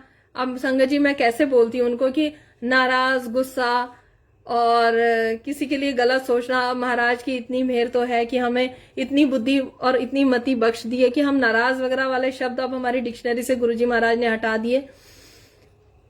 अब तो बस सेवा सेवा और सेवा, बस संगत, ऐसा लगता है कि गुरुजी महाराज का जो आदेश है कि संगत को जोड़ना है, बस हमें हमारे जहन में 24 घंटे यही रहता है कि कैसे संगत जुड़े, कैसे संगत जुड़े और कैसे महाराज अपने नाम की दात से उन्हें बख्शे और उस संगत को भी ब्लेस करें, उन्हें भी बहुत प्यार करें और उन्हें भी बहुत संभालें। क्योंकि संगत जी फिर से देखिए कोरोना कितना फैल रहा है, कितना बढ़ रहा है, और इसमें गुरुजी ने कहा कि बहुत पुट्ठा टाइम आने वाला है, बहुत ही खराब टाइम आने वाला है, और इसमें बख्शीश उसी को होगी जो मंत्र जाप से जुड़ेगा। तो संगत जी बस यही है कि अपना मंत्र जाप जारी रखिए, और मैं तो कहती हूँ 2-3 बार मंत्र जाप करिए। एक मंत्र जाप पूरा गुरुजी महाराज को समर्पित कर दीजिए कि महाराज ये आपके लिए, आप हम बच्चों को इतना प्यार करते हैं, इतना ब्लेस करते हैं और इतना आप ध्यान रखते हैं, पल पल पल पल हमारे खाने से लेके पहनने तक का। सच बात है संगत जी, ये बिना इसके नहीं बोल रही, इस चीज को भी मैं बहुत अच्छे से प्रूव कर सकती हूँ। महाराज का इसके पीछे भी बहुत बड़ा सत्संग है कि क्या पहनाना है उन्होंने, क्या खिलाना है, जब हमारी रूह उनसे कनेक्ट हो जाती है, जब हम उनके चरणों से जुड़ जाते हैं और उनमें लीन हो जाते हैं उनकी भक्ति में, तो जब हमारा रोम रोम उन्हीं को पुकारता है और उन्हीं के साथ पल पल रहता है, तो संगत जी सब कुछ वही डिसाइड करते हैं। संगत जी क्या पहनना है, क्या नहीं पहनना, क्या उन्होंने पहनाना है, अगर उनकी मर्जी नहीं होगी और हमने कुछ और सोच लिया तो वो नहीं है तो नहीं है। अगर हमने उनसे पूछ लिया कि गुरुजी ये पहनना है, ये लगाना है, ये ऐसे जाना है या ये खाना है, तो संगत जी वो वही खिलाते जो उनकी मर्जी होती है, वो वही पहनाते हैं जो उनकी मर्जी होती है। 9:05 हो गए हैं, जाने का तो बिल्कुल भी मन नहीं करता है। लास्ट में गुरुजी महाराज के लिए एक गाना मैं गुरुजी महाराज के लिए गाऊंगी और आप लोग सुनना। मेरी आवाज इतनी अच्छी नहीं है लेकिन कोई बात नहीं, भाव मैटर करते हैं जो मुझे लगता है। और कई संगत पूछती है अमृत वेले में आंटी आप कौन सा पाठ करते हो तो संगत जी पाठ आप अपना पूछिए भगवान से, वो बताएंगे आपको, क्योंकि पाठ गुप्त रहे तो ही ज्यादा अच्छा रहता है, क्योंकि भाव वो आपके हैं। आप अपने मालिक से पूछिए ना, वो आपको बताएंगे। कुसुम आंटी के ग्रह के हिसाब से कुसुम आंटी को बताएंगे वो। धर्मेंद्र अंकल हैं, उनके ग्रह नक्षत्र, उनकी न्यूमरोलॉजी, उनकी हाथों की लकीरों के हिसाब से, उनके अगले पिछले जन्मों के हिसाब से वो बख्शिश मालिक उनको देंगे, वो आंसर वो उनको देंगे। पावनी आंटी को उनके हिसाब से देंगे। सबकी अलग जन्म पत्री है। ये बात अलग है कि अब हम गुरु के चरणों से जुड़ गए हैं तो हमने तो ऐसी ऐसी संगत के सत्संग भी हमारे पास जिन्होंने अपनी जन्म पत्रियां भी सत्संग के बीच में फाड़ी हुई हैं। ऐसी ऐसी संगत के भी सत्संग है संगत जी। पंडित वंडित इन सब चीजों से अब महाराज ने बहुत दूर कर दिया है। अब हमें इतना विश्वास करवा दिया है और विश्वास है भी बहुत ज्यादा है, क्योंकि मैं हमेशा कहती हूँ ना कि गुरुजी मेरा टेस्ट तो लेते हैं कि नहीं लेते। मैं गुरुजी का चोरी चोरी टेस्ट बहुत लेती रहती हूँ कि अच्छा ये आप करवा रहे हो, ये अच्छा ऐसे है, आज तो अमावस्या है, ये चीज तो ऐसे नहीं होनी चाहिए थी, तो देखती हूँ आप करवाते हो कि नहीं। तो जो चीज उस दिन ग्रह नक्षत्रों के हिसाब से नहीं होती ना संगत जी, गुरुजी नहीं कराते। ऐसी कोई लीला रचते हैं वो कि वो काम उस दिन होता ही नहीं है। जैसे राहु काल का बहुत लोग खुद टाइम देख के वो करते हैं ना। अब हम टाइम नहीं देखते राहु काल का, कभी भी नहीं देखते कि कब राहु काल है कब नहीं है। जब हमने उनको समर्पित कर दिया ना अपने आप को, तो अब ऐसा लगता है कि पहले जैसे मैं राहु काल देख के ही निकलती थी और ये तो मुझे डर लगता है कि अब मैं राहु काल देखूंगी तो सीसीटीवी कैमरा लगा हुआ है, गुरुजी कहेंगे हाँ तू देख ले राहु काल देख ले, फिर तुझे मुझ में विश्वास नहीं ना। मुझे तो संगत जी ऐसे करते हुए गुरुजी बहुत दिखते हैं हमेशा कि जा जा जा जा उससे पूछ ले, ठीक है मेरे पास आने की ही जरूरत नहीं है, ठीक है तू उससे पूछ ले, तू अंकल से पूछ ले, मेरे से बात करने की जरूरत नहीं है। फिर तेरा सब कुछ तेरे अंकल है ना, अंकल से ही सारी बातें पूछ ले, मेरे पे विश्वास तो कर। जैसे मैं पावनी आंटी से पूछूंगी ऐसे ऐसे नहीं। गुरुजी प्राइवेट कनेक्शन संगत जी, private connection means private connection. Uncle अपनी सेवा मुझे नहीं बताते, तो इससे क्या क्या दिखता है और मुझे क्या सीखने को मिलता है कि मुझे भी अपनी सेवा अंकल को नहीं बतानी चाहिए। भाई ईश्वर के साथ ही तो प्राइवेट कनेक्शन है, और तो सब कुछ हस्बैंड के बिना तो कुछ है ही नहीं संसार में। और हमारे हिंदू समाज में तो हमें पति को सब कुछ बताना पड़ता है। पर हाँ गुरु के साथ तो ठीक है, गुरुजी की और मेरी बात है, मैं क्यों शेयर करूं आपसे। आप शेयर करते हो नहीं करते ना, तो वो थोड़ा सा नटखटपना चलता है। लेकिन हमें महाराज की बातें, महाराज के साथ जो हमारा कनेक्शन है, हमें किसी से शेयर करने की जरूरत नहीं है, वो हमारा प्राइवेट कनेक्शन है। पावनी आंटी अपना सत्संग मुझे नहीं बताती है, जो उसकी गुरुजी से बातें होती है वो मुझे नहीं बताती है, तो जरूरत नहीं है, मत पूछिए। गुरुजी आपको सिंबल देंगे, बस ये सोची मांगिए मालिक से कि गुरुजी जो आप आंसर देते हो मुझे समझ में आ जाए। जैसे गुरुजी 2 तितली के रूप में आके मुझे पुश कर रहे हैं, धक्का दे रहे हैं कि यहां खड़ी होकर टाइम वेस्ट कर रही है, पाठ कर। तो गुरुजी से मैंने फिर आके सॉरी बोला और मैंने कहा गुरुजी मुझे इतना लेट क्यों समझ में आया, तो मुझे थोड़ा और इतनी मति बख्श दो कि मेरे को फटाफट समझ में आ जाए। लेकिन उसमें भी जो शरारती बच्चा होता है ना, वो फिर गुरुजी के पीछे पड़ गया कि क्यों सबको तो सपने में आके सारे आंसर देते हो। तो वहां भी थोड़ी बहुत मेरी गुरुजी से कट्टी पट्टी होती रहती है कि आप मुझे सपने में आके बता देते। तो वो जो बदमाश बच्चा होता है ना, वो अपनी बदतमीजी से बाज नहीं आता। वो बदतमीजी मेरी हो जाती है कभी कभी गुरुजी के साथ कि मुझे अपनी बात ऊपर रखनी होती है। तो गुरुजी से फिर मैं सॉरी मांगती हूँ कि गुरुजी सॉरी, अच्छा माफ कर दो, आगे से और ध्यान रखूंगी, आप नाराज मत हो। तो गुरुजी महाराज संगत जी एक बात बताऊं, जैसे कई बार संगत कहती है कि गुरुजी बहुत गुस्से में हैं, गुरुजी आपको बहुत डांट रहे हैं। नहीं, कभी भी रब बच्चों को नहीं डांटेगा। हमारा और हम कीड़े मकोड़े हैं, वो हमें क्यों डांटेंगे? हमें वो सहज के रखते हैं, बहुत प्यार से रखते हैं। तो कभी भी किसी की बातों में मत आइए, जो समझाना होगा गुरुजी। ये मेरा सेल्फ एक्सपीरियंस है। 2-4 दिन मेरा अमृत वेला छूटा था, जिसमें कि 1 हफ्ता मैंने नहीं किया था। वो भी कुछ ऐसे सर्कमस्टांसेस हुए थे, वो मैं नेक्स्ट टाइम बताऊंगी सत्संग में। आज पता नहीं टाइम कैसे चला गया, मुझे पता ही नहीं चला। तो मैंने ऐसे ही नहीं किया था, लेकिन वो रब ने बख्शा है मुझे अमृत वेला। गुरुजी महाराज ने मुझे समझाया कि तेरी क्या औकात है जो तू उठ जाए, और तेरी क्या औकात है जो तू सो जाए। वो मैं उठाता हूं, मेरी दी हुई ये चीज है। तो वो मुझे फिर गुरुजी महाराज का मैसेज आया, उन्होंने बहुत प्यार से मुझे समझाया। और सच में वो मैसेज आने से पहले भी मुझे हफ्ते के 2-3 दिन में फिर भी उठी, क्योंकि वो उस रब की मर्जी थी। वो बहाना कुछ बना किसी संगत का। तो इससे मुझे ये समझ में आ रहा है कि अभी मेरे बहुत कार्मिक अकाउंट बहुत ही खराब है, डिसबैलेंस है। जो गुरुजी कह रहे हैं कि अभी से नहीं सोना है, अभी बहुत कड़ी तपस्या करनी पड़ेगी, तब जाके कुछ नदर होएगी। अभी तो कुछ भी नहीं हुआ, इतने में ही खुश हो गई।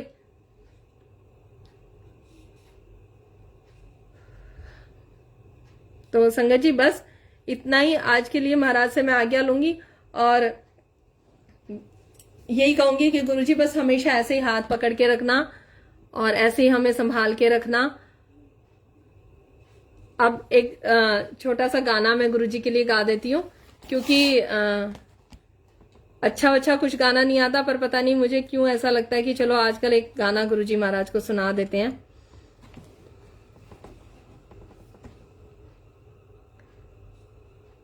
आप भी साथ साथ गाना, ताकि मेरे सुर ताल पे आपका ध्यान ना जाए। अपनी ताली वाली बजाते रहना, ताकि सिर्फ शब्द सुनाई दे और आवाज पे ज्यादा ध्यान ना दें। जय गुरु जी। एक तू जो मिला सारी दुनिया मिली, खिला जो मेरा दिल सारी बगिया खिली। एक तू जो मिला सारी दुनिया मिली, खिला जो मेरा मन सारी बगिया खिली।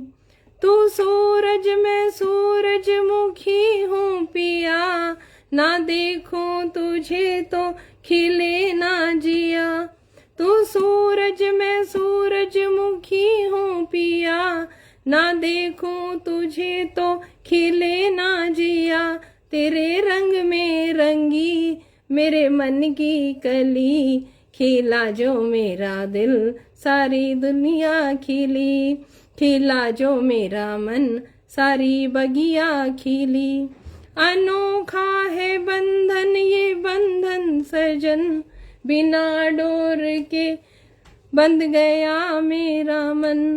अनोखा है बंधन ये कंगन सजन, बिना डोर के बंध गया मेरा मन। तू जिधर ले चला मैं उधर ही चली, खिला जो मेरा दिल सारी बगिया खिली। खिला जो मेरा मन सारी बगिया खिली। कभी जो ना बिछड़े वो साथी हूँ मैं, तू मेरा दिया तेरी बाती हूँ मैं। कभी जो ना बिछड़े वो साथी हूँ मैं, तू मेरा दिया तेरी बाती हूँ मैं। जो तू चाहे बुझे, क्या लिखा है ये पता नहीं।